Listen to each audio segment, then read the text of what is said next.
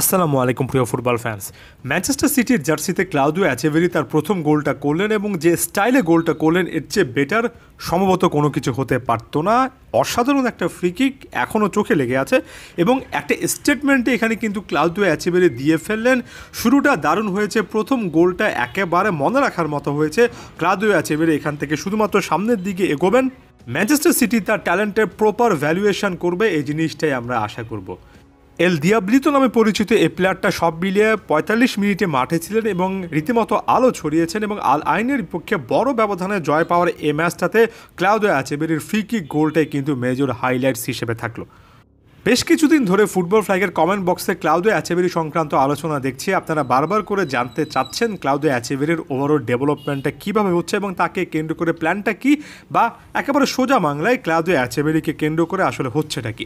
এই জিনিসটা এর আগেও বলেছি, এখনও বলছি, অ্যাচেভেরি ১৯ বছর বয়সে একজন প্লেয়ার এবং ওভারঅল ট্যালেন্টের কোনো ঘাটতি নেই, তার মধ্যে যে প্রতিভার কোনো কমতি নেই সেটা তো তখনই প্রমাণ হয়ে যায় যখন ম্যানচেস্টার সিটির মতো একটা ক্লাবে তিনি এসেছেন।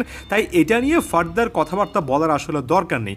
তবে শুধুমাত্র ট্যালেন্ট দিয়ে সব কিছু হয় না, একটা প্লেয়ারের ওভারঅল ডেভেলপমেন্টে তার মেন্টাল এবং বিশেষ করে ফিজিক্যাল ওভারঅল একটা ডেভেলপমেন্ট ফেজ আছে, যেখানে আপনি আসলে ইংলিশ প্রিমিয়ার লিগের মতো এতটা স্পিডি একটা লিগে খেলার জন্য কতটা ফিজিক্যালি রেডি সে জিনিসটাও কিন্তু অ্যাসেস করতে হয় সবার ক্ষেত্রে, অর্থাৎ সব ইয়াংস্টারের ক্ষেত্রে একেবারে একই রকমের প্রসেস হবে ব্যাপারটা বলছি না। তবে যেটা ক্লাউদিও অ্যাচেভেরির ক্ষেত্রে কিছুটা হলো আমার কাছে মনে হয়েছে, অ্যাচেভেরির ফিজিক্যাল ডেভেলপমেন্ট আরও বেশি দরকার, আরও বেশি করে শক্তিশালী হওয়া দরকার এবং ফিজিক্যাল ফুটবলের কিছু না কিছু স্কিল তার অবশ্যই লাগবে, যেটা এর আগে গ্যালার্দোর মতো কোচ ও রিভার প্লেটে থাকতে বলেছেন, যেটা আমি এই মুহূর্তে বলছি ক্লাউদিও অ্যাচেভেরিকে কেন্দ্র করে ওভারঅল কমপ্লিট প্যাকেজের শুধুমাত্র ফাইনাল একটা স্টেপই বাকি আছে, আর সেটা হচ্ছে তিনি ফিজিক্যালি আসলে কতটা স্ট্রং হতে পারবেন, ডিফেন্সিভ স্কিল কতটা বাড়াতে পারবেন।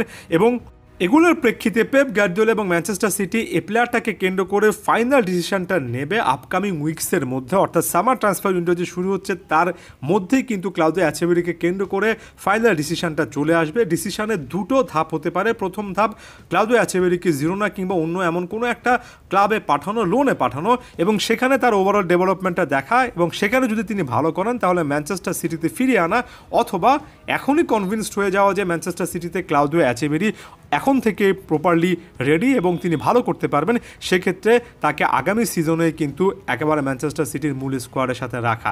এখন সেকেন্ড জিনিসটি আমরা অনেক বেশি করে চাই, আমরা চাই ক্লাউদিও অ্যাচেভেরি এখন থেকে ম্যান সিটিতে খেলুন যেমনটা তিনি সর্বশেষ ম্যাচে খেললেন এবং সেই পথে এই ফ্রি কিক গোলটা একটা শুরু হতে পারে, একটা খুবই কনভিন্সিং ফ্যাক্টর হতে পারে, যেটা অ্যাচেভেরি করে দেখিয়েছেন সেটা পেপ গার্দিওলার মনটা গলাতে পারে। আমার কাছে মনে হয় অ্যাচেভেরি পারফেক্টলি যে গোল ট্যালিতে স্টার্ট করেছেন সেই জিনিসটা ধরে রাখতে যদি পারেন আরও কয়েকটা ম্যাচে, এখানে পেপ গার্দিওলারা হয়তোবা শেষ পর্যন্ত তাকে ম্যান সিটিতে রাখার ব্যাপারেই একেবারে ডিসিশন নিয়ে ফেলতে পারেন। তবে এই যে ম্যাচের মধ্যে কিন্তু কিছু গ্লিমস ছিল, একটা মারাত্মক রকমের ফাউলের শিকার হয়েছিলেন, রীতিমতো ডান পায়ে বিশাল রকমের ব্যথা, এমন সিচুয়েশন তৈরি হয়ে গিয়েছিল। অ্যাচেভেরি পরবর্তীতে ম্যাচটা কেন কন্টিনিউ করতে পারেনি সেটা নেপথ্যে এটাও একটা কারণ, ইনজুরি সংক্রান্ত কনসার্ন কিন্তু ছিল এবং এই জিনিসগুলোর সামনে তাকে আরও অনেক বেশি করে ফেস করতে হবে।